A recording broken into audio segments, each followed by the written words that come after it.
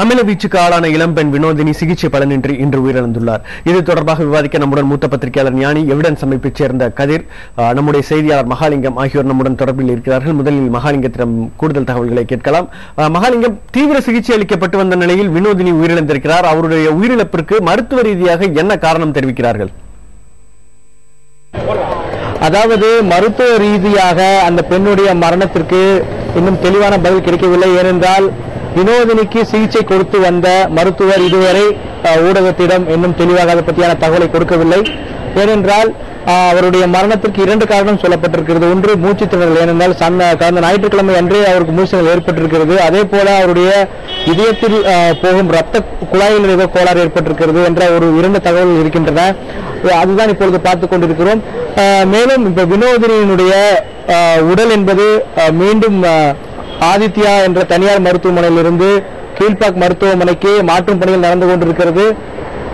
அதற்கான காட்சியை நீங்கள் நேரடியாக பார்க்க முடியும். இப்பொழுது அந்த உடலை மாற்றும் பணி தொடர்ந்து நடைபெற்றுக் கொண்டிருக்கிறது. இப்பொழுது அந்த பெண்ணுடைய தந்தையாரும் தாயாரும் அங்கே இருக்கிறார்கள். மேலும் அவருடைய உறவினர்கள் வந்திருக்கிறார்கள். ஆனால் இந்த விவகாரம் சம்பந்தமாக இதுவரைக்கும் பாண்டிச்சேரி அரசாங்கத்தைச் சேர்ந்தவர்கள் யாரும் எங்களை நேரில் சந்திக்கவில்லை என்ற ஒரு குற்றச்சாட்டை அந்த குடும்பத்தினர் தெரிவித்திருக்கிறார்கள். இந்த மருத்துவமனையில் தொடர்ந்து கிட்டத்தட்ட 3 மாத காலம் சிகிச்சை எடுத்து வந்த வினோதினி இன்று காலையில் உயிரிழந்ததாக மருத்துவர்கள் தெரிவித்திருக்கிறார்கள். நேற்று இது சம்பந்தமாக சிகிச்சை அளித்து வந்த மருத்துவர் ஜெயராமிடம் கேட்டபோது வினோதினி நலமாக இருக்கிறார், அவர் உரிய நலத்தோடு திரும்புவார், இன்னும் 1 மாத காலத்திற்குள் அவருக்கு பிளாஸ்டிக் சர்ஜரி என்ற சிகிச்சை கொடுக்கப்பட்டு செயற்கை கருவி பொருத்தப்படும் என்ற ஒரு நம்பிக்கை தெரிவித்திருந்தார். ஆனால் வினோதினி அது சிகிச்சை பலன் இல்லாமல் இறந்திருக்கிறார் என்று மருத்துவ அதிகாரிகள் தெரிவித்திருக்கிறார்கள். மேலும் இந்த வழக்கில் ஒரு மிகப்பெரிய சர்ச்சையும் இருக்கிறது. குறிப்பாக அரசு மருத்துவமனையில் வினோதினி வைக்கப்பட்டிருந்தார்.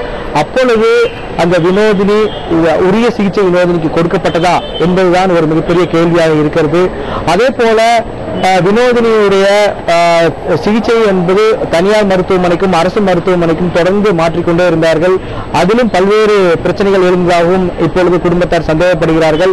மேலும் இந்த வழக்கில் வினோதினிக்கு சரியான நேரத்தில் யாரும் உதவ முன்வரவில்லை. குறிப்பாக அரசாங்கங்கள் உதவ முன்வராததால் தான் வினோதினுடைய தந்தையார் மற்றவர்களிடம் ஏதாவது உதவி கிடைக்குமா என்ற ஒரு விஷயத்துக்கு இறங்கினார். அதே போல இதற்கு யார் காரணம், அதாவது இது போன்ற ஆசிட்டிவிட்டிக்குள்ளான பெண்மணியை அவர்களுக்குரிய சிகிச்சை கொடுப்பது, அவர்களை மீண்டும் அவர்களுடைய வாழ்க்கையை மேம்படுத்துவது, அவர்களுடைய உடல்நிலையை சரிப்படுத்துவதற்கு யார் காரணம் உள்ளிட்ட பல்வேறு கேள்விகள் எழுந்திருக்கின்றன.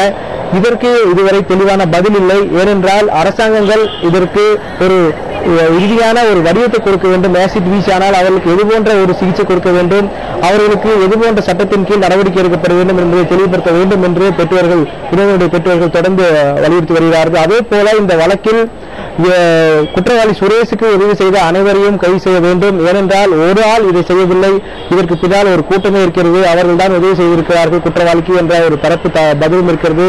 அடர்த்தியான அமிலம் அவருக்கு எப்படி கிடைத்தது குற்றவாளிக்கு, அதை கொடுத்ததும் ஒரு மிகப்பெரிய குற்றம் தான். ஏனெல்லாம் அந்த அடர்த்தியான அமிலத்தால் தான் வினோதினுடைய முகம் முழுவதும் உருக்குலைந்தது, 2 கண்களும் கருகிவிட்டன, பார்வை என்பது முற்றிலும் இல்லாமல் போனது, காதுகளும் பாதிக்கப்பட்டன, முகமே உருக்குலைந்து போனது. இது போன்ற தகவல்களும் இருக்கின்றன. முரளி, மகாலிங்கம், வினோதினி உயிரிழப்புக்கு முன்பாக, அதாவது இந்த அமில வீச்சு நடந்ததற்கு பிறகு பல்வேறு மருத்துவமனைகளுக்கு கொண்டு செல்லப்பட்டது குறித்து நீங்கள் சொன்னீங்க. அது குறித்து விரிவான தகவல்களை சொல்லுங்க மகாலிங்கம்.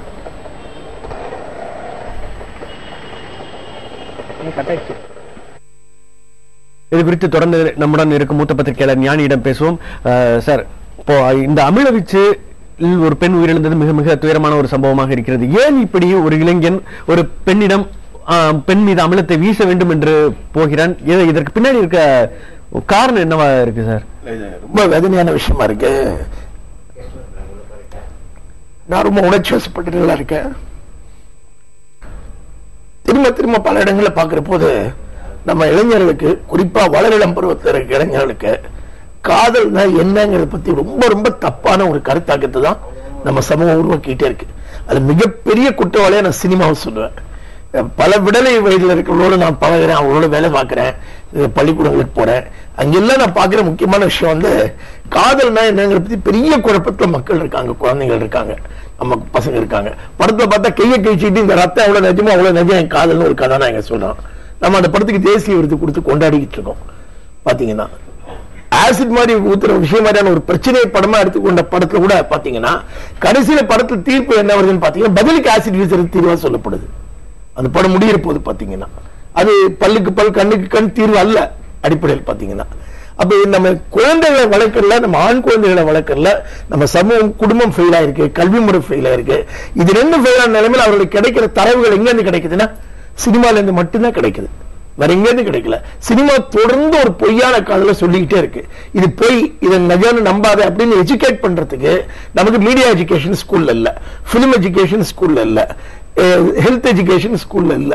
இதனால இன்னைக்கு பாத்தீங்கன்னா இன்னைக்கு வினோதினி நாளைக்கு இன்னொரு பொண்ணுக்கு இது நடக்காதுன்னு என்னால சொல்ல முடியல. வேற ஒரு பையன் இப்படி செய்ய மாட்டான்ற எந்த கேரண்டி நமக்கு இல்ல. இன்னொரு பையன் இந்த மாதிரி ஆசிட் ஊத்த மாட்டான்னு எந்த கேரண்டி நமக்கு இல்ல. நம்ம அரசாங்க நடவடிக்கை எடுக்க வேண்டும், அரசாங்க நடவடிக்கை எடுக்க வேண்டும் பேசிட்டு இருக்கோம். என்ன நடவடிக்கை? குற்றம் நடந்த பிறகு குற்றவாளி நீதிமன்றத்தில் நிறுத்தி அவருக்கு மரண தண்டனை கொடுக்கணும், அவருக்கு மரண தண்டனை கொடுக்கணும் பேசிட்டு இருக்காங்களே ஒழிய வருமன் தடுப்பதுங்கிற அம்சம் இருக்குல்ல, அந்த அம்சத்துல அரசாங்கம் கவனம் செலுத்தணும். நம்ம கல்வி முறையில கவனம் செலுத்தணும், நம்ம சினிமா துறையில கவனம் செலுத்தணும், நம்ம குடும்ப அமைப்புல கவனம் செலுத்தணும். இதுக்கு தேவையான சட்டங்கள் என்ன, அந்த விஷயங்கள் என்னன்னு பார்க்கணும். பள்ளிக்கூடத்திற்கான பாலியல் கல்வியை தொடங்கி காதலை பற்றி புரிந்து கொள்வதற்கான அறிவு, சினிமாவை புரிந்து கொள்வதற்கான அறிவு, இது எல்லாத்தையும் ஏற்படுத்த வேண்டிய அவசியம் இருக்குன்னு நான் நினைக்கிறேன்.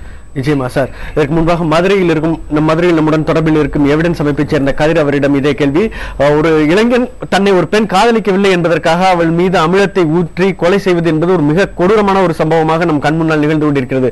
இதற்கு சமூக ரீதியாக என்ன காரணங்கள் இருக்கிறது என்று நினைக்கிறீர்கள் கதிர்?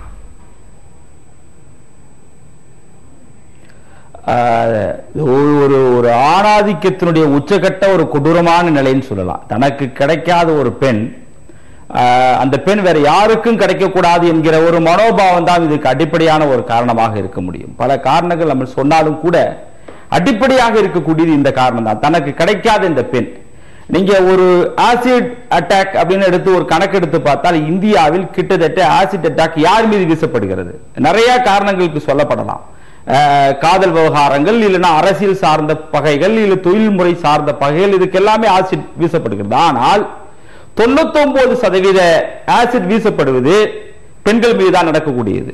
அந்த ஆசிடுடைய மனோபாவம் எதற்காக வீசப்படுகிறது என்பதை நம்ம கொஞ்சம் ஆழமாக பார்க்க வேண்டியதாக இருக்கு. பல காரணங்கள் நம்ம சொல்ல முடியும். ஆனால் இதற்கு அரசாங்கத்தை நான் மிக மிக குற்றச்சாட்டு வைக்க விரும்புறேன். என்ன காரணம் அப்படின்னு பாத்தீங்கன்னா, ஆசிட் அட்டாக் சம்பந்தமா எல்லாமே இங்க ஒரு சட்டங்கள், ஏதாவது ஒரு காரணங்கள் இங்க வெளியில வருது. இப்ப டெல்லி சம்பவம் நடந்த பிறகு மட்டும் இந்தியா முழுவதும் ஒரு பெண்கள் மீது நடக்கக்கூடிய ஒரு பாலியல் பலாத்காரத்துக்கு எதிரான ஒரு கொந்தளிப்பு மாறி இருந்தது.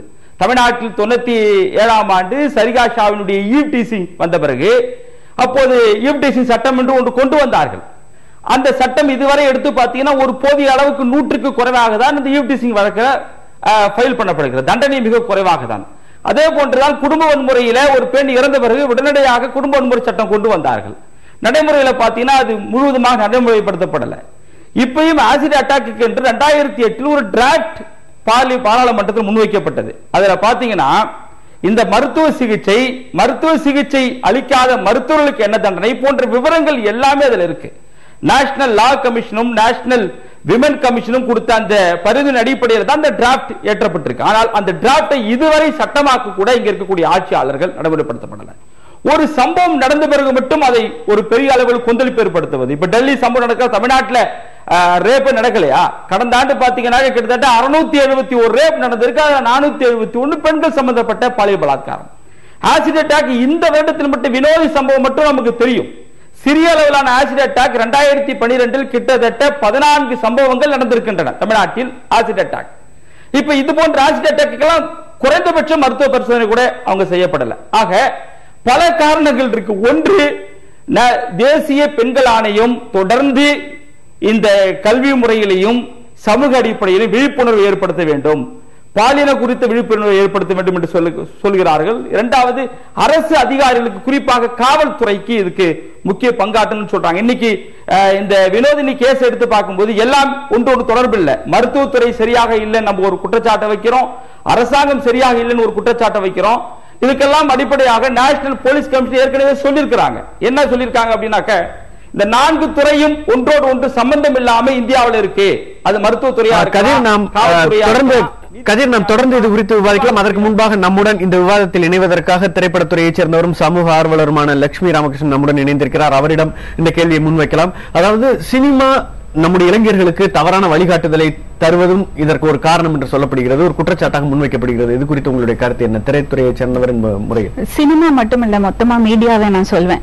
என்னன்னா, இப்படி ஒரு விஷயம் நடந்தது, டெல்லியில ஒரு விஷயம் நடந்தது, கொஞ்ச நாளைக்கு கூச்சல் போட்டோம், எல்லாரும் அதை பத்தி பேசணும், இந்த மாதிரி டிஸ்கஸ் பண்ணோம். அதுக்கப்புறம் இப்போ ஒரு 10 நாளா சத்தமே இல்ல. இன்னும் அடுத்த இப்ப இன்னைக்கு இப்போ ஒரு இன்சிடென்ட் நடந்திருக்கு, இதை பத்தி நம்ம பேச போறோம்.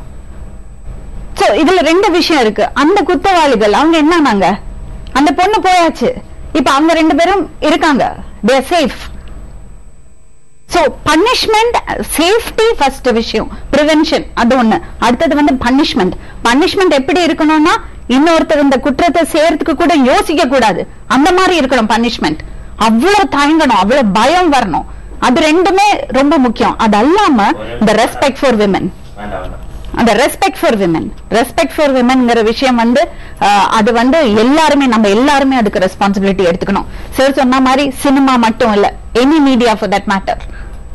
அது பேரண்ட்ஸ்ல இருந்து டீச்சர்ஸ்ல இருந்து ஒவ்வொரு சிட்டிசனும், especially media, because media has got the power to shape the perspective. Influence பண்றதுக்கான பவர் இருக்கு மீடியாட்ட, சினிமாக்கு இருக்கு. சினிமாக்கு அந்த இன்ஃப்ளூயன்ஸ் பண்றதுக்கான பவர் இருக்கு. சோ நிச்சயமா நம்ம எவ்வளவு தூரம் இன்ரெஸ்பான்சிபிளா இருக்கிறோமோ அவ்வளவு தூரம் அனுபவிச்சுட்டு இருக்கோம். அதுதான் உண்மை சார். குற்றவாளிகளை கடுமையாக தண்டிப்பதை மாதிரியான குற்றங்களை தடுக்க உதவும் நீங்க உங்களுடைய நான் உங்களோட அந்த விஷயத்துல நான் முரண்படுறேன். ஏன்னா இது வரைக்கும் உலகம் பூரா பல இடங்களில் மரண தண்டனை நிறைவேற்றுறாங்க. உலகத்தில் மிக அதிக மரண தண்டனை அமெரிக்கால, சீனால, கல்ஃப் கண்ட்ரீஸ்ல, சவுதி அரேபியா எல்லாம். ஆனா அங்க எங்கேயும் குற்றங்கள் குறையவே இல்லை.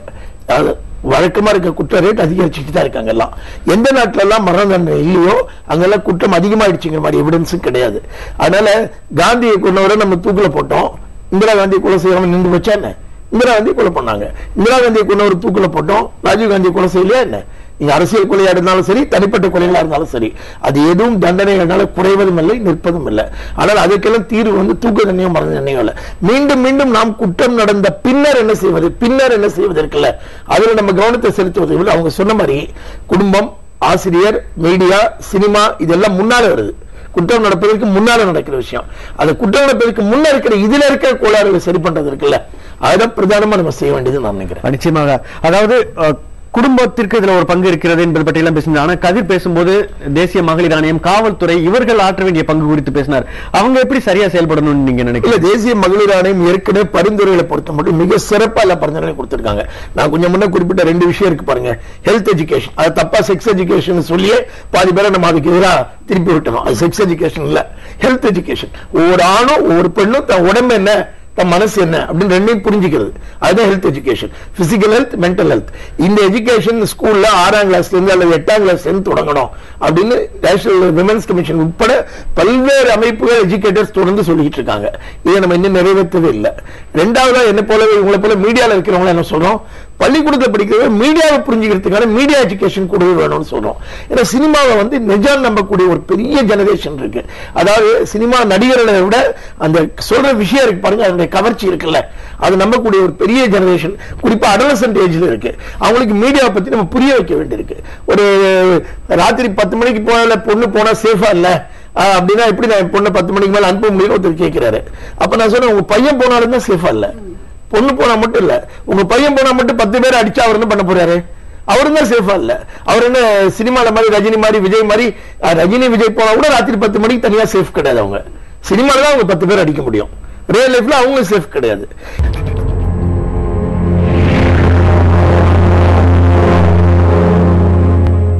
கடந்த 2 மாதங்களாக அதிகபட்சமாக சிகிச்சை அளித்தும் வினோதினியை காப்பாற்ற முடியவில்லை என சிகிச்சை அளித்த மருத்துவர் தெரிவித்துள்ளார். அப்புறம் இங்க வந்து கிட்டத்தட்ட ஒரு 2 மாசமா சிகிச்சை நடந்திருக்கு. இடையில 3 நாள் வந்து ஜிஹெச் கூட்டு போனாங்க. 3 நாள் கழிச்சு நைட்ல அந்த பொண்ணு அங்க இருக்க மாட்டேன்னு சொல்லிட்டு திருப்பி ட்ரீட்டிங் டாக்டர் போன் போட்டு கேட்டு ஃபேமிலியை ரிக்வெஸ்ட் பண்ணி திருப்பி இங்க கூட்டு வந்தாங்க. நாங்க வந்து அங்கேயே வச்சுக்கோங்கன்னு சொன்ன பிறகு இங்க கூட்டு வந்தாங்க. இங்க டெக்னாலஜி இல்லாம இல்ல, நல்லபடியா எல்லாமே பார்த்தோம்.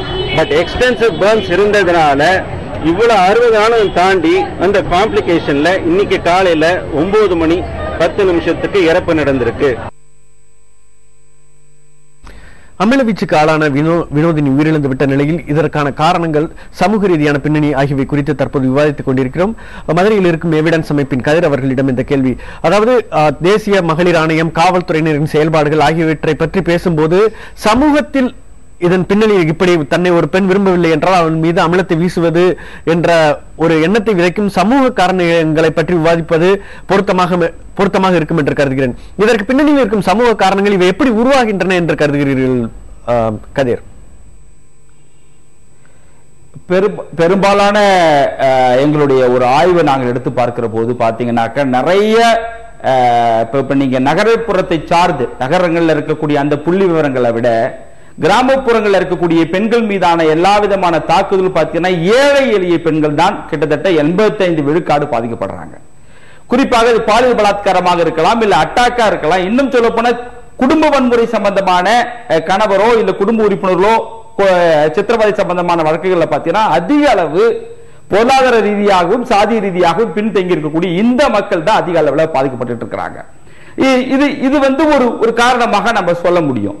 சமூக அடிப்படையில் பல்வேறு காரணங்கள் இருக்கு. நீங்க ஒரு காரணம் இப்ப ஊடகத்துடைய தாக்கங்கள் அது ஒரு காரணமா எடுத்துக்க முடியும். ஆனால் மிக அடிப்படையாக இருக்கக்கூடிய காரணம் என்னன்னாக்க, நான் எல்லா விதமான வன்முறையும் செய்ய முடியும், எனக்கு அந்த விதமான அதிகாரம் இருக்கு என்கிற ஒரு மித்து எல்லா ஆண்களிடமும் இருக்கு. அதுதான் அடிப்படையானது. அந்த மித்தை வளர்ப்பதற்கு இங்க இருக்கக்கூடிய சாதிகளும் இங்க இருக்கக்கூடிய மதமும் அதுக்கு முக்கியத்துவம் வைக்கின்றன. குடும்பம் இன்னைக்கு ஜனநாயகப்படுத்த முடியல. குடும்பமே இன்னைக்கு அப்படிதான் மோசமாக இருந்திருக்கு. இன்னைக்கு இந்த பெண்ணு வினோதினி வழக்க நம்ம எடுத்துக்கிட்டா நவம்பர் மாசம் 14ஆம் தேதி கிட்டத்தட்ட 3 மாத காலம் அந்த சம்பவம் 14 நடந்தது. இன்றைக்கு 14 வந்துச்சுன்னா கிட்டத்தட்ட 3 மாத காலம் நடந்திருக்கு அந்த பெண்ணுடைய போராட்டங்கள். இது மட்டுமல்ல, பல்வேறு விதமான ஆசிட் அட்டாக்குடைய பின்னணி எடுத்து பாத்தீங்கன்னா அவங்க எல்லாமே பெரும்பாலும் ஏழை எளிய பெண்கள் மீது தான் இது போன்ற தாக்குதல் நடக்குது. இதுக்கு நேஷனல் லா கமிஷன் ஒன்று சொன்னாங்க, இந்த ஆசிட் விக்கிறது வாங்குறது சம்பந்தமாகவே ஒரு வரையறையை கொண்டு வரணும், இது எல்லாருக்கும் கிடைக்கிற மாதிரி செய்யாதீங்கன்றத பல 10 ஆண்டு காலமாக சொல்லிக் கொண்டிருக்கிறார்கள். எந்த மாநில மத்திய அரசாங்கம் அது கேட்டபாடாக இல்லை. இது ஒரு இண்டஸ்ட்ரியல் பர்பஸ்க்கு மட்டும் இந்த ஆசிடை விட்டுங்க. இன்னைக்கு 25 ரூபாய் கொடுத்து இன்னைக்கு ஆசிட் வாங்குறான். இந்த வன்முறையை செய்யறதுக்கு ஒரு பெரிய அளவு திட்டமிடலாம் தேவையில்லை. ரொம்ப மிக எளிதான நிலையில இன்னைக்கு இருந்து கொண்டிருக்கு. அப்ப அதுக்கு எல்லா காரணம், இது ஒரு அடிப்படையான காரணம். வளர்க்கப்படக்கூடிய சூழல் பல காரணங்கள் இருக்கு. ஏழ்மை ஒரு காரணம் இருக்கு, சமூக ஒடுக்குதல் ஒரு காரணம் இருக்கு. இது போன்ற பல காரணங்கள் நம்ம சொல்ல முடியுமே தவிர ஊடகங்கள் அதுக்கு ஒரு காரணிகள். 25 ரூபாய்க்கு ஆசிட் கிடைக்குது, ஆனால் அந்த ஆசிட் கிடைக்கிறத தடை செய்யணுங்கிறது எனக்கு சரியான தீர்வாகவே படல. நீங்க அப்படி பாத்தீங்கன்னா 2 ரூபாய்க்கு பிளேடு கிடைக்குது, என்ன பிளேடு எல்லாத்தையும் தடை பண்ணிட முடியுமா? என்ன பாத்தீங்கன்னா பிளேடு கிடைக்குது, ஆசிட் கிடைக்குது, அதை எடுத்து இப்படி பயன்படுத்தணுங்கிற மனநிலை இருக்கு பாருங்க. அதை தான் நம்ம தடை செய்ய வேண்டிய மனநிலை, மாற்ற வேண்டிய மனநிலை. நீங்க பிளேடு இருக்குங்கிறதுக்காக எடுத்து ஒரு பொண்ணோட கழுத்து கிழிப்பு அப்படின்னு ஒருத்தர் நினைக்கிறான்னா ஏன் அப்படி நினைக்கிறாங்கிற பத்தி தான் நம்ம கவலைப்படணும். பிளேடை நீங்க உடனே தடை பண்ணி தீர்வு கண்டுபிடிக்க முடியாது இருக்கு. அதனால எப்பவுமே நம்ம திரும்பி இந்த குயரல் ஆயத்தை விட்டு போன அப்புறம் பூட்டுற கதையாக தான் நடந்துட்டு இருக்கு. அவர் இன்னொரு பாயிண்ட் சொன்னார் இல்லையா, சிட்டில அந்த அளவுக்கு இல்ல, அர்பன் பிளேசஸ்ல இல்ல, வில்லேஜஸ்ல தான் ஜாஸ்தி இருக்கு. ஏழை பெண்மணிகளுக்கு தான் இந்த மாதிரி வயலன்ஸ் நடக்கிறதுன்னு. அதுக்கு காரணம் என்னவா இருக்கும்? எம்பவர்மெண்ட். ஏன் சிட்டில விமன் they are empowered, அவங்களுக்கான அந்த செல்ஃப் கான்பிடன்ஸ், செல்ஃப் எஸ்டீம் எல்லாம் அவங்களுக்கு இருக்கு. அது எப்படி வருது? எக்கனாமிக் எம்பவர்மெண்ட், பொருளாதார ரீதியான பலம் பெறும்போது அது வருது. அந்த செல்ஃப் எஸ்டீம், செல்ஃப் கான்பிடன்ஸ், அவங்க மேல இருக்கிறது அந்த செல்ஃப் ரெஸ்பெக்ட், நம்பிக்கை. நம்ம யாருக்கும் கீழே இல்ல, நம்மளால சொந்த கால நிக்க முடியும். அந்த நம்பிக்கை. பாதிக்கப்பட்ட இந்த பெண்ணை பார்க்கும்போது படித்து ஒரு நல்ல இடத்தில் வேலை பார்க்கும் பெண், இந்த பெண்ணும் தான் இப்படி ஒரு தாக்குதல். இந்த பெண்ணை பொறுத்த மட்டும் இந்த பெண்ணுக்கு அவளுடைய பிரச்சனை இல்ல, அவளுடைய தவறு இல்ல. அவ அசர்ட்டிவா இருந்திருக்கிறா. வினோதினியை பொறுத்த மட்டும் ரொம்ப தெளிவா தனக்கு என்ன வேணும் என்ன வேண்டாம்னு தெளிவா இருந்திருக்கிறா. இந்த பையனுடைய தவறான ஒரு ஒருதலை காதல நிராகரிச்சிருக்காங்க. அதெல்லாம் தெளிவா வினோதினி இருந்திருக்கா. அதெல்லாம் அசர்ட்டிவா தான் இருந்திருக்கா. But we are talking about generally சொல்றார் இல்லையா, வில்லேஜஸ்ல அங்க பிரச்சனைக்கு இன்னொரு காரணம் ஜாதியும் மதமும் இருக்கு பாருங்க. அது பெண்ணோட ரோல் என்ன அப்படிங்கிற வரையறுத்து வச்சிருக்கு. ஒரு நகரத்துல இருக்கிறத விட கிராமங்கள்ல தாழ்த்தப்பட்ட ஒடுக்கப்பட்ட பெண்கள் ஜாதி மதத்துடைய தாக்கம் இன்னும் கூடுதல். தொடர்பாக கதிர் ஒரு கருத்தை தெரிவிக்க விரும்புகிறார். கதிர் சொல்லுங்க. கதிர், அதாவது வினோதினி ஒரு பிடெக் படிச்சிருந்தாலும் அந்த பெண்ணுடைய அப்பா ஒரு சாதாரண தனியார் நிறுவனத்தில் ஒரு காவலாளி. ஒரு ஏழை எளிய பின்னணியில தான் அவர் வளர்ந்திருக்காங்க காரைக்கால்ல. அதான் மறுபடி நீங்க ஒரு எஜுகேஷன் வந்து ஒரு பர்சனாலிட்டி நம்ம சொல்றோம், நகர்ப்புற பெண்களுக்குள்ள அந்த பர்சனாலிட்டி இருக்கு அப்படின்றதா, அங்க வேற விதமான வன்முறை இருக்கு. நீங்க எல்லா விதமான இப்ப இந்தியா இப்ப இவ்வளவு தூரம் நம்ம வளர்ந்துகிட்டு இருக்கோம் அப்படின்னாக்க விமன் டெவலப்மெண்ட் இண்டெக்ஸ்ல இந்தியா வந்து 129வது இடத்துல இருக்கு. இன்னும் ஒரு 14 போச்சுன்னா கடைசி இடத்துக்கு இன்னைக்கு வந்துகிட்டு இருக்கு. இப்ப இது எல்லாம் நம்ம எல்லாமே புரிஞ்சுக்க வேண்டியது இருக்கு. வேறு ஒரு பாலிசி இருக்கு, சட்டங்கள் இருக்கு, விழிப்புணர்வு இருக்கு, எல்லா விதமான காரணங்களுமே நம்ம இதுல தடை பண்ண முடிய வேண்டியது இருக்கு. இது ஒன்று மட்டுமே கிடையாது. ஒரு ஆணாதிக்கம் இருக்கிற ஆணாதிக்கத்தை பின்னிருக்கக்கூடிய சாதி, சாதியை பின்னிருக்கக்கூடிய மதம், மதத்தை பின்னிருக்கக்கூடிய முதலாளித்துவம், எல்லா விதமான காரணங்களும் இருக்கு. நான் நகர்ப்புற பெண்களுக்கான பாதிப்புகள் இல்லைன்னு சொல்ல வரல, அது வேற அளவிலான ஒரு பாதிப்புகளா இருக்கு. இது போன்ற பெண்களை மிக எளிதாக இன்னைக்கு புனிதா இருக்கிறாங்க அப்படின்னா, புனிதா வந்து ஒரு சிறுமி 14 வயசு சிறுமியை கடந்த 2 மாதத்துக்கு முன்னாடி கொடூரமான முறையில கொலை செய்து அவரும் ஒரு சாதாரண வர்க்க ஒரு ஏழையாளா இருக்கிறான், செஞ்சவனும் ஒரு பொருளாதாரத்தில் பின்தங்கியவனாக இருக்கிறான். இதை வந்து வளர்ப்பதற்கு அரசாங்கம் எந்த அளவுக்குமே செய்யல. இதுதான் நம்ம சொல்ல ஒரு நல்ல பேசலாம் சார். பின்னாடி ஒரு பொருளாதார காரணம் இருக்கிறது என்கிறார். அதாவது சொல்றதுல ஏழை ஒடுக்கப்பட்ட மக்கள் மத்தியில் அவங்களுடைய வல்னரபிலிட்டி அவர் சொல்றாரு. அவர்கள் எல்லாரையும் விட பலவீனமான சூழ்நிலை இருக்காங்க, ஈஸியா அவங்களை தாக்குதல் சுலமாக நடக்கல. இன்னொரு கருத்தை சொல்லிருக்காங்க, குற்றங்களில் ஈடுபடுபவர்களும் பொருளாதார ஸ்ரீவைகுண்டம் நிகழ்ச்சி எடுத்துக்கிட்டீங்கன்னா, குற்றத்தில் ஈடுபடுகிறவரை வந்து ஒரு மனிதனாக இல்லாமல் ஆக்கின இன்னொரு அம்சம் அந்த நிகழ்ச்சியில இருக்கு. மது பாத்தீங்கன்னா மிகப்பெரிய அளவில் இன்றைக்கு தமிழ்நாடு முழுவதும் மது வந்து பல குற்றங்களுக்கு முக்கியமான காரணமா இருக்கு. ஒரு பக்கம் சாலை விபத்துக்கு காரணமா இருக்கு, இன்னொரு பக்கம் மிகப்பெரிய அளவில் குற்றங்களுக்கு காரணமா இருக்கு. டெல்லி சம்பவத்தை எடுத்துட்டு பாத்தீங்கன்னா கூட டெல்லியில கூட அந்த பஸ்ல போன அந்த 5 ஆண்களும் நடந்துக்கிட்டவங்க 5 பேரும் கடுமையா குடிச்சிருந்திருக்காங்க அந்த நிகழ்ச்சியில பாத்தீங்கன்னா.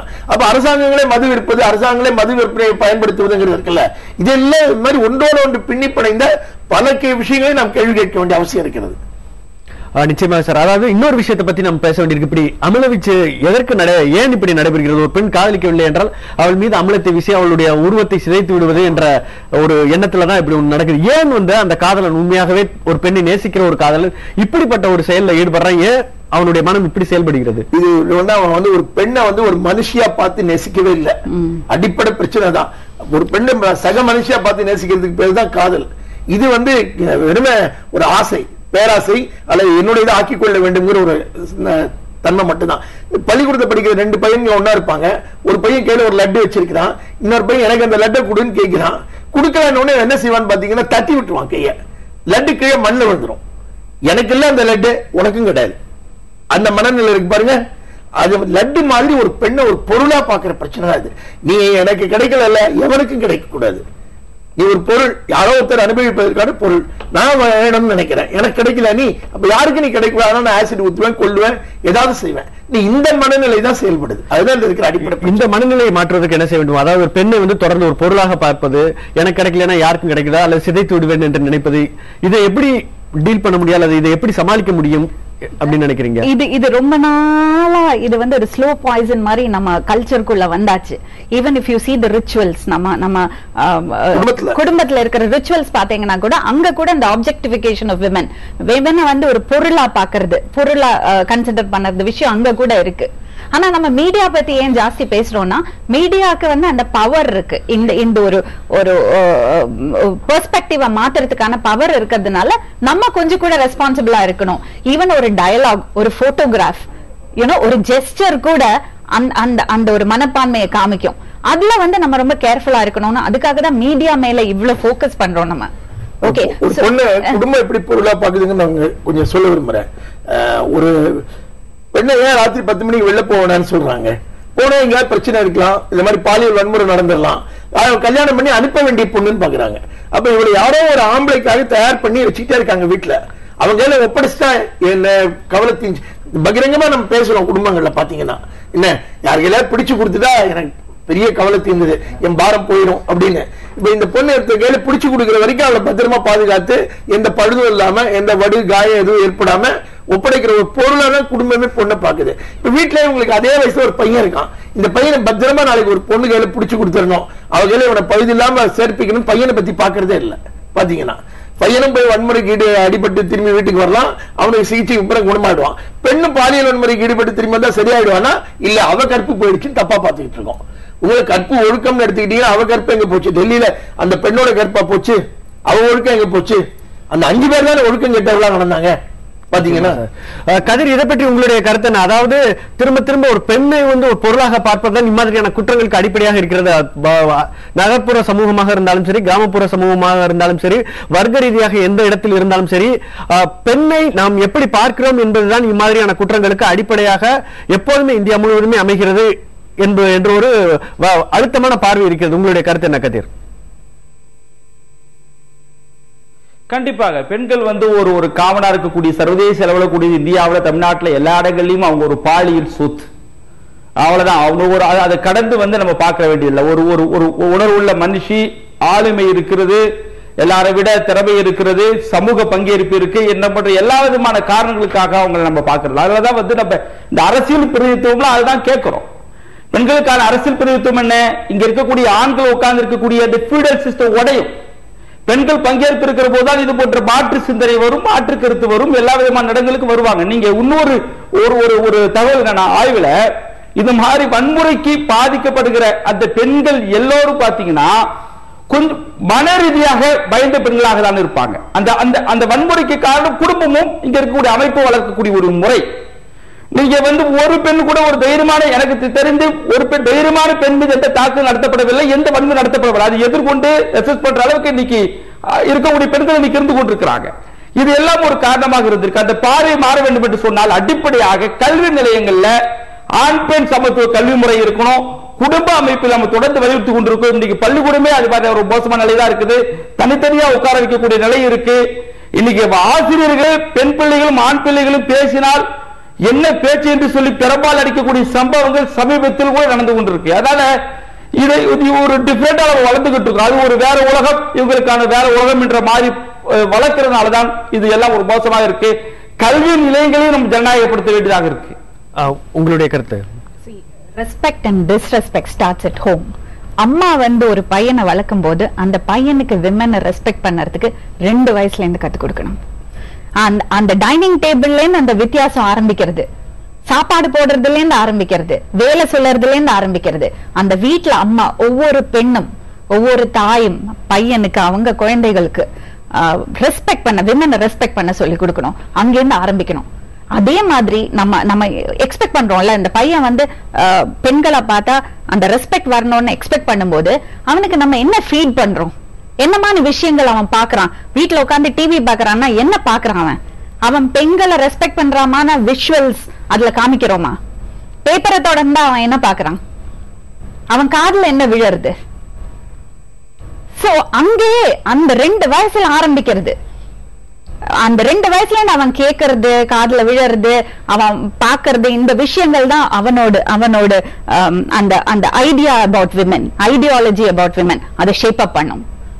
சோ அங்க இருந்து ஆரம்பிக்கணும் இல்லையா? அங்க இருந்து we should start. நீங்க என்ன நினைக்கிறீங்க? அதாவது ஒரு ஆணுக்கு வீட்டில் சொல்லக்கூடிய வேலைகள் வேறு மாதிரி இருக்கு, பெண்ணுக்கு சொல்லக்கூடிய வேலைகள் ரொம்ப எனக்கு ரொம்ப பிடித்தமான ஒரு கவிதை வெண்ணிலாவுடையது. நான் பல நேரங்கள் இந்த மாதிரி தரங்களை திரும்ப திரும்ப சொல்ல விரும்புற கவிதை அது. வீட்டு வாசல்ல காலையில வந்து பேப்பர் விழுது, ஒரு பால் பையும் விழுந்திருக்கு வாசல்ல, வீட்டு வாசல்ல பேப்பர் பை பால் 2 எடுத்துட்டு போய் குழந்தை அம்மா கிட்ட பால் பையையும் அப்பா கிட்ட பேப்பரையும் கொடுக்க அதற்கு யார் கற்றுக் கொடுத்தது அப்படின்னு வெண்ணிலா கேட்கிறாங்க. பால் பையை கொண்டு போய் அம்மா கிட்ட கொடுக்குது, பேப்பரை கொண்டு போய் அப்பா கிட்ட குழந்தை கொடுக்குது. ஏன் அம்மா பேப்பர் படிக்க மாட்டாங்களா? அப்பா பால் காய்ச்சினா பால் வந்து பொங்காதா என்ன? ஆனா இந்த ஜெண்டர் ரோல்ஸ் இருக்குல்ல, அப்படி பிக்ஸ் ஆகுது, குடும்பம் தான் பிக்ஸ் பண்ண ஆரம்பிக்குது. நீங்க குழந்தைகளை பாத்தீங்கன்னா சின்ன வயசுல அவங்க சொன்னாங்க 2 வயசு 3 வயசு நடக்க ஆரம்பிச்ச உடனே பெண் வந்து அம்மா கூட போய் சமையல் ரூம்ல நிக்குது, பாத்திரம் எடுத்து கொடுத்துட்டு இருக்கு, வேலை பார்க்குது, பையன் வெளில போய் விளையாடிக்கிட்டு இருக்கான். பெண் குழந்தை அம்மா கோலம் போடும்போது கூட கோலம் போட கத்துக்கிட்டு இருக்கு. இப்படிதான். அதனால ஆண் குழந்தைகளை எல்லாம் நான் வந்து பெண் மாதிரி வளர்க்கணும், நான் தான் சொல்றேன். பெண்ணு ஆண் மாதிரி வளர்க்கணும்னு நான் சொல்ல மாட்டேன். மாறாக நம்ம ஆண் குழந்தைகளுக்கு எல்லாம் சமைக்க சொல்லிக் கொடுங்க, கோலம் போட சொல்லிக் கொடுங்க, வீடு பெருக்க சொல்லிக் கொடுங்க. இதெல்லாம் தெரியாதனால்தான் வந்து இதெல்லாம் செய்யறதுக்கு தான் பெண்கள் இருக்காங்க. அவங்க வேலை எனக்காக இதெல்லாம் செய்யறதா அப்படிங்கிற மனநிலையில இருந்தா குழந்தையில இருந்து அவனை வளர்க்கணும். 16 வயசுக்கு பிறகுதான் அவனுக்கு பெண்ணு நமக்கு ஈக்குவல் அப்படின்னு திடீர்னு தெரிய வந்தா அவனால தாங்க முடியல. அதான் சிக்கல். நிச்சயமா சார். இதற்கு முன்பாக நம்முடைய செய்தியாளர் மகாலிங்கம் கீழ்ப்பாக்கம் மருத்துவமனையில் இருக்கிறார், அவரிடம் பேசுவோம். மகாலிங்கம், தற்போது மருத்துவர் பேசியதை கேட்டோம். என்ன காரணங்கள் முழுமையாக தெரிவிக்கிறார்கள்? திடீரென இந்த பெண் சட்டன உடல்நலம் குன்றி இறந்து போவதற்கு என்ன காரணம் என்று தெரிவித்திருக்கிறார்கள் மருத்துவர்கள்? இப்பொழுது மருத்துவர் ஒரு முக்கியமான தகவலை தெரிவித்திருக்கிறார். இப்போ இது சம்பந்தமாக பேசுவதற்காக உயிரிழந்த வினோதனுடைய உறவினர் ரமேஷ் நம்மோடு இருக்கிறார். அதாவது வினோதனுடைய உடல் தற்போது எடுக்க மாட்டோம் என்று சொல்லியிருக்கிறீர்கள். என்ன காரணத்தினால் வினோதனுடைய உடல் எடுக்க மாட்டோம்? என்ன காரணத்தால வினோதனுடைய உடலை மருத்துவமனைக்கு மாற்றுவதற்கு சம்பந்தமாக மறுப்பு தெரிவிச்சிருக்கீங்க. அதுக்கு என்ன காரணம்? மருத்துவமனைக்கு நாங்க மாறுறதுக்கு மறுப்பு தெரிவிக்கல. மறுப்பு தெரிவிக்கிறதுக்கு காரணம் வந்து இந்த சூழல் அவருக்கு பிடித்தமா இருந்தது. மாற்று சூழலுக்கு போனா அவர் பிடித்தமா இருக்குமா? ரெண்டாவது அரசாங்க மருத்துவமனைன்னு சொல்லும் போது ஒரு சிறப்பு மருத்துவம் இருக்காதுன்னு எங்க மனசுல சராசரி மனுஷனுக்குள்ள ஒரு எண்ணம் தான் இருந்தது. ஆனா அதையும் தாண்டி சிறப்பான மருத்துவம் தான் அரசாங்க மருத்துவமனை இருந்தது. அதை வந்து நாங்க மறுக்க முடியாது. ஆனா இந்த சூழல் 2 மாதம் இங்க பழக்கப்பட்டதால என்னவோ அந்த பெண்ணுக்கு அந்த பொது மருத்துவமனையில கொடுத்த சிகிச்சை வந்து ஒரு மாறுபாடா தெரிஞ்சிச்சு. ஏன்னா அந்த பெண்ணுக்கு கண்ணு தெரியாத நிலையில சிகிச்சை அளிக்கும் போது அந்த நினைவலையில வச்சுதான் வந்து யார் உள்ள வரா, யார் பண்றா, யார் செய்யறான்னு தெரியும். ரெண்டாவது அந்த மருத்துவமனையில வந்து சிகிச்சை முறை மாறுபட்டது. ஊசி போடாம அதை மயக்க நிலையில வைக்காம வந்து ட்ரெஸ்ஸிங் பண்ணாங்க. அதனால அது வந்து ரொம்ப வெளியே கொடுத்தது. மாமா நாங்க போயிட்டோம், நாம அங்கே போயிடலாம், பழைய இடத்துக்கே போயிடலாம், டாக்டர் ஜெயராமனே எனக்கு பார்க்கட்டும், எனக்கு முடியல அப்படின்னு ரொம்ப தெளிவா சொல்லவேதான் அந்த மருத்துவரோட அனுமதியோட தான் நாங்க திரும்பி பழைய இடத்துக்கு ஜெயராமனை நம்பி ஆதித்யா நம்பி வந்தோம். ஆனால் எங்களை கை விட்டுட்டாங்க ஐயா. அதாவது இப்போது உயிரிழப்புக்கு என்ன காரணம் சொல்லப்பட்டிருக்கிறது? இப்போ உடல் வந்து பிரேத பரிசோதனைக்கு அனுமதிக்கப்படுதான்? பிரேத பரிசோதனைக்கு அனுமதிக்கலங்க. எங்களுக்கு வந்து ஆரம்பத்தில் அதான் நினைச்சோம், அனுமதிக்க கூட இருந்தான். காரணம் நான் கேட்டா ஏற்கனவே அவன் செழிச்சு முடிச்சுட்டாங்க. அந்த கொடூரை வந்து செழிச்சு முடிச்சுட்டா. இனிமேல் செழிக்கிறதுக்கு உடம்புல ஒண்ணும் இல்ல, அதுக்கு வேண்டாம்னு சொன்னா. ஆனா இதை விட இன்னொரு தாண்டின காரணம் என்னன்னா மருத்துவ முறையில அந்த மாதிரி அறுவை சிகிச்சை பண்ணி உள்ள இருக்க என்ன கண்டுபிடிச்சிட்டாங்கன்னா இந்த சிகிச்சையில என்ன குற்றம் இருக்குன்னு நாங்களும் தெரிஞ்சுக்கலாம்ல, பொதுமக்களுக்கும் தெரியும்ல. அவன் கொண்டுட்டான், ரெண்டாவது இவங்க கொண்டுட்டாங்க தெரியலையே. காப்பாத்திருக்காங்க, காப்பாத்துறதுக்கு நிறைய சதவீதம் காப்பாற்ற வழி இருந்தது. அதை இவங்க பயன்படுத்தல. கூட்டு மருத்துவ குழு அமைச்சு ஒரு 2 நாளைக்கு முன்னாடியே அதுக்கான வழியை கண்டுபிடிச்சிருந்தாங்கன்னா இந்த மாதிரியான நிகழ்வு நடந்திருக்காது. அதுக்காகவே இந்த மருத்துவத்தில் என்ன குறைபாடு இருந்திருக்கு, அதை வந்து கடைசி நேரத்தில் ஏன் இவங்க தயக்கம் காட்டி பொறுமையா கடைபிடிச்சாங்க, அலட்சியப்படுத்தினாங்க, அந்த அலட்சியத்துக்கு காரணம் என்ன, அது கண்டுபிடிக்கணும் முதல்ல. அந்த அலட்சியம் கண்டுபிடிச்சிட்டா இன்னும் வெளியே வந்துடும். நாங்க அப்புறம் எங்க சொந்த ஊருக்கு நாங்க போயிடுவோம். இப்ப என்ன காரணம் சொல்லியிருக்காங்க வினோதனுடைய மரணத்திற்கு மருத்துவர் சொல்லும் காரணம் என்ன? ரத்த குழாயில அடைப்புங்கிறாங்க, திசுக்கள் போய் ரத்த குழாயில அடைச்சிருக்கின்றாங்க. ரெண்டாவது வந்து கிட்னி வந்து நீர் கட்டி இருக்கு அடி வயிற்றுல, அதனால கூட ஆயிருக்கலாம்ன்றாங்க. இது வந்து ஒரு 3 மருத்துவர்கள் சொல்லலாம். இது வந்து 2 மருத்துவர்கள் மாறுபட்ட கருத்து சொல்றாங்க. இதுவே வந்து எங்களுக்கு குழப்பமா இருக்கு. முதல்ல எங்களை வந்து ஐசியூல உள்ள விட்டுருந்தா கூட அந்த பொண்ணுகிட்ட பேசி அவளை வந்து நம்பிக்கை விட்டுருப்போம். நீ கவலைப்படாத, உனக்கு ஒண்ணு இல்லைன்னு சொல்லிட்டு இருப்போம். அந்த நம்பிக்கையும் கொடுக்க விடல உள்ள. இவங்களே பார்த்தாங்க, இவங்களே மாஸ்க் வச்சாங்க, இவங்களே டிவி போட்டாங்க, எல்லாம் பண்ணிட்டாங்க. ஏன்னா இவங்க மருத்துவர் செய்யறதுதான். ஆனா எங்களுக்கு கூட இருந்து ஒரு மாரல் சப்போர்ட் கொடுக்கறதுக்கு எங்களுக்கு அனுமதிக்கல. இருந்தாலும் இந்த லங்ஸ்ல அடைப்பு இருக்கு, பிராண குழாயில அடைப்பு இருக்கு எல்லாம் சொல்றாங்க. அது எந்த விதத்துல உண்மைன்றது எங்களுக்கு தெரியல. அதாவது இன்னொரு முக்கியமான காரணம் சொல்ல வேண்டும். ஏனென்றால் தொடர்ந்து பல்வேறு மருத்துவமனைகள் மாற்றப்பட்ட சிகிச்சைக்காக அது எது போன்ற ஒரு மன அளவில் வினோதனுக்கு பாதிப்பு ஏற்பட்டு மன அளவில் அந்த குறிப்பிட்ட நேரங்க. இப்போ இங்க இருந்து நாங்க ஆதித்யால இருந்து வந்து நாங்க மருத்துவமனை அரசு மருத்துவமனைக்கு போனோம். அங்க ஒரு நாள் தான் இருந்தோம். அந்த ஒரு நாள் அவருடைய மன மாறுதல் இருந்தது. அவருடைய மன மாறுதலுக்காக நாங்க திரும்பி வந்த மொழிய சிகிச்சை முறையில் எங்களுக்கு சரியில்லைன்னு சொல்லி நாங்க இங்க வரல. அவளும் குறிப்பா சொல்ல போனா அவருடைய வந்து அங்க இருக்கிற சூழல் அவளுக்கு மேட்ச் ஆகாத மாதிரி ஃபீல் பண்ணதுனால அதன் அடிப்படையில் தான் இங்க வந்தோம். ஆனா இங்க வந்ததுக்கு அப்புறம் டாக்டர் வந்து ரொம்ப விருப்பப்பட்டா. என்னமோ அவருடைய தந்தை மாதிரி நினைச்சா. டாக்டர் ஜெயராமன் அவர் தந்தை மாதிரி நினைச்சா. அவர் மயக்க மருந்து கொடுத்துட்டு போனோன்னே அந்த மயக்க நிலையிலேயே டாக்டர் ஜெயராமன் தான் சொல்லுவா. அப்படிப்பட்ட ஈடுபாடோட இருந்தா அவர் அந்த ஈடுபாடு. ஆனா கடைசி நேரத்தில் இந்த அலட்சியத்தன்மை ஏன் அலட்சியப்படுத்தினார் அவரு? நான் கூப்பிட்டு போன் பண்ணி கேட்கும் போது எனக்கு அலட்சியப்படுத்தினார். அது அவர் இப்ப வரல, இங்க வரல. இன்னும் அவர் வந்தா நான் நேரடியாக கேட்பாங்க. குறிப்பாக இந்த விவகாரத்தில் சுரேஷ் மட்டுமே கைது செய்யப்பட்டிருக்கார். நீங்கள் தொடர்ந்து பலரும் இந்த சம்பந்தப்பட்டிருக்கார்கள் என்று சொல்லியிருக்கிறீர்கள். இப்போது என்ன நடவடிக்கை எடுக்கப்பட்டிருக்கிறது? யாரெல்லாம் சம்பந்தப்பட்டிருக்காரு? எங்க ஆரம்பத்துல இருந்து இந்த கேஸ் அவங்க வந்து பண்ணிட்டு இருக்கிறதெல்லாம் வந்து விட்னஸா தான் சேர்த்திருக்காங்க. கூட இருக்கிறவங்க எல்லாம் வந்து ஒரு விட்னஸ். நாங்க கேட்டது என்னன்னா யாரெல்லாம் இதுக்கு உடந்தையா இருந்தா, எங்க வாங்கினாங்க, அது வாங்கினதுக்கு கொடுத்தவன் யாரு, அவன் எப்படிப்பட்டவன், இதெல்லாம் நாங்க ஆராய சொன்னோம் காவல்துறையில. அவங்க இதெல்லாம் நாங்க பாத்துட்டோம், நீங்க சொல்ல வேண்டாம், நாங்க ஏற்கனவே இதெல்லாம் பாத்துட்டோம். ஆனா அவங்க எல்லாம் வந்து விட்னஸா சேர்த்திருக்கோம்னு சொல்லியிருந்தாங்க. விட்னஸ்ன்றது எங்களுக்கு ஒண்ணும் புரியல. ஆனா நாங்க சொல்றது என்னன்னா ஜாசிர ஊத்துனவனும் அதுக்கு துணை புரிந்தவனும் எல்லாம் ஒண்ணுதான். அவரை ஒரே மாதிரியான தண்டனை கொடுக்கிற மாதிரி பண்ணுங்க அப்படின்னு நாங்க கேட்டிருக்கோம். ஆனா காவல்துறையில அந்த மாதிரி பண்ணாங்களா தெரியல. நாங்க காவல்துறையை குற்றம் சொல்லல. ஆனா அந்த வழக்கு வந்திருக்க போது கூட இனிமேலாவது அவனை சேர்க்கணும், இனிமேல் கொடுக்கணும், சரியான தண்டனையை அவனுக்கு கொடுக்கணும். முரளி, நீங்கள் வினோதினுடைய உறவினர் பேசுவதை கேட்டிருப்பீர்கள். ஒரு வழக்கு இந்த ஆசிட் வீச்சு சம்பந்தப்பட்ட அனைவரையும் கைது செய்ய வேண்டும் என்ற ஒரு தகவலை கொடுத்திருந்தார். அதே போல வினோதினுடைய மரணத்திற்கு 2 மருத்துவர்கள் வெவ்வேறு காரணங்களை சொல்கிறார் என்று சொல்லியிருந்தார். இது சம்பந்தமாக அவருக்கு சிகிச்சை கொடுத்த ஆதித்யா மருத்துவமனை சார்ந்த மருத்துவரிடம் நாம் தொடர்பு கொண்டு பேசினோம். அப்பொழுது அசிட்டாட்டிஸ் மெட்டபாலிக் சிண்ட்ரோம் என்ற ஒரு தகவலை கொடுத்திருந்தார். அதாவது என்னவென்றால், உடல் முழுக்க ஆசிட் வீச்சால் கடுமையான பாதிப்பு ஏற்பட்டு பல்வேறு உள்ளுறுப்புகள் பாதிப்பை ஒவ்வொன்றாக செயலிழந்து ஒரு இறுதி நிலைக்கு வருவதுதான் இந்த சிண்ட்ரோம் என்று மருத்துவர் தெரிவித்திருந்தார். முரளி, மகாலிங்கம், உங்களுடைய தகவல்களுக்கு நன்றி சார். இப்போ ஒரு முக்கியமான பிரச்சனையை பத்தி அவங்க சொல்லியிருக்காங்க. அதாவது மருத்துவ ரீதியாக ஏற்பட்ட தாமதம். இந்த பெண்ணுக்கு சிறப்பான சிகிச்சை அளிக்கப்பட்டிருந்தால் இந்த பெண்ணை காப்பாற்றி இருக்க முடியும் என்று கருதுகிறார். தொடர்ந்து ஒரு மருத்துவமனையில் இருந்து இன்னொரு மருத்துவமனை என்று மாற்றப்பட்டிருக்கிறார். அதுவும் இந்த மரணத்திற்கு ஒரு காரணம் என்று சொல்லலாமா? இல்ல, அப்படி நம்ம உடனடியாக எந்த விதமான தீர்ப்பு வழங்க கூடாதுன்னு நான் நினைக்கிறேன். காரணம் என்னன்னா, மருத்துவர் என்ன காரணங்களுக்காக இடம் மாற்றுகிறார் காரணங்கள் இருக்குல்ல, அது முழுக்க மருத்துவ காரணங்களாக தான் இருக்க முடியும். அதை பற்றி நாம் ஒரு சாதாரண பாமர மக்களாக நாம் விமர்சிக்க முடியாது. என்னுடைய உறவினர் பேசினதை கூட நம்ம இப்ப கேட்டோம். அவர் பேசும்போது கூட அவர் பொது மருத்துவமனைக்கு போன போது அங்க சிகிச்சை பற்றிய குறைபாடு எதுவும் அவருக்கு தெரிவிக்கல. ஒரு மயக்க மருந்து கொடுக்காமல் ட்ரெஸ்ஸிங் செஞ்சது அவளுக்கு வலி அதிகமா இருந்தது, ஆனால் நான் இங்க இருக்க விரும்பலன்னு சொன்ன ஒரு தகவல் மட்டும்தான் சொன்னாரு. மற்றபடி சிகிச்சையை பற்றி அவர் குறை எதுவும் தெரிவிக்கவில்லை. அதே மாதிரி இங்க தனியார் மருத்துவமனையில் ஒரு டாக்டர் ஒரு தந்தையை போல தான் கடைசி வரைக்கும் பார்த்து கொண்டிருந்தார் என்று அவர் பற்றியும் பாசிட்டிவா தான் சொல்லியிருக்கிறார். கடைசியில ஒரு மரணம் ஏற்பட்டு விட்ட சூழ்நிலையில ஏன் இந்த கடைசி நேரத்தில் நடந்தது என்று புரியாத ஒரு மனநிலை இருக்குல்ல, அந்த மனநிலை அவருடைய நெருக்கமான உறவினர் எல்லாம் உணர்ச்சி வசப்படுவது இயல்பு. இந்த செய்தியை கேள்விப்படுகிற அவரோட எந்த ரத்த உறவும் இல்லாத நாம் எல்லாமே உணர்ச்சி வசப்படுகிறோம். என்ன வினோதினி ஆகட்டும், அந்த டெல்லியில இறந்து போன பெண்ணாகட்டும், அந்த பெண்கள் எல்லாம் பிழைத்து நாடு முழுக்க சுற்றுப்பயணம் பண்ணி பல்வேறு இளைஞர்களை சந்தித்து அடுத்த தலைமுறை ஆண்களுக்கு எல்லாம் அவங்க ஒரு மனமாற்றத்தை ஏற்படுத்த அவர்கள் வர வேண்டும் என்னை மறு நாட்கள் ஆசைப்பட்டோம். வினோதினி நாளைக்கு சரியாய் டெல்லி பெண்ணு சரியாய் இந்தியா முழுக்க அவங்க பலரையும் சந்திக்கணும், ஆண்களை சந்திக்கணும். இப்படி எல்லாம் நடந்து கொள்ளக்கூடாது. ஆண்களை எஜுகேட் பண்ற வேலை இருக்குல்ல, அதில் இந்த பெண்களா ஈடுபட வேண்டும் அப்படின்னு நம்ம ரொம்ப விரும்பினோம். நிச்சயம் அவர்கள் மரணம் நம்ம உணர்ச்சி வசப்படக்கூடியதுதான். ஆனால் அந்த அடிப்படையில் மருத்துவத்தை நாம் நேரடியாக குறை சொல்லிவிடக் கூடாது. நிச்சயமா சார், நாம் விவாதத்தின் இறுதி பகுதிக்கு வந்திருக்கிறோம்.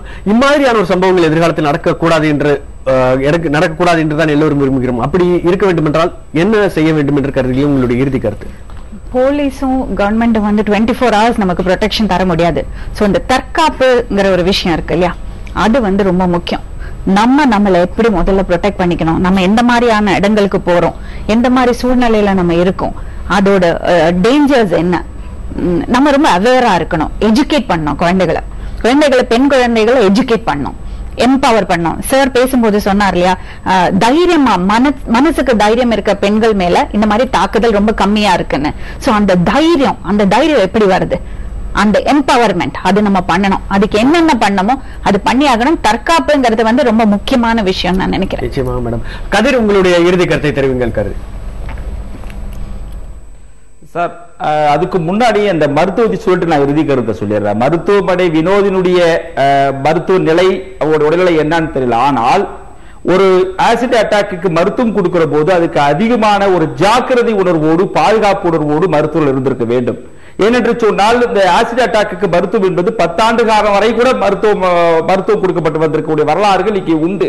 பங்களாதேஷ்ல பல வழக்குகள் அதிக அளவில் தெற்காசியாவில் எடுத்துக்கொண்டால் பங்களாதேஷ்ல தான் அதிகமான ஆசிட் அட்டாக் நடந்திருக்கு. அப்ப இது போன்ற மருத்துவமனை கொடுக்கும் போது மிக எளிதாக அந்த வினோதினியை அங்கிருந்து இங்க மாத்தினதுல என்னால சகிக்க முடியல, கேட்கவே ஒரு மாதிரியா இருக்கு. மிக எளிதாக எப்படி அவங்க மாற்றிருக்க முடியும் எனக்கு தெரியல. அப்ப இது போன்ற மருத்துவமனை கொடுக்க, அதனாலதான் இந்த நேஷனல் விமன் கமிஷன் அந்த ரீஹாபிலிட்டேஷனுக்கும் மருத்துவ சிகிச்சைக்கும் நிறைய நிதியை ஒதுக்கீடு பண்ணி இருக்கிறாங்க இது போன்ற அந்த டிராப்ட்ல. சோ அதை கொஞ்சம் நம்ம அதிகமான ஒரு கவனத்துல வச்சுக்கணும். இறுதியாக நான் சொல்றது 3 பார்ட் தான். ஒன்னு ப்ரொமோஷன் பார்ட், இன்னொன்னு ப்ரொடெக்ஷன் பார்ட், இன்னொன்னு பிரிவென்டேஷன் பார்ட். இந்த 3 நடவடிக்கைகளும் தேவை.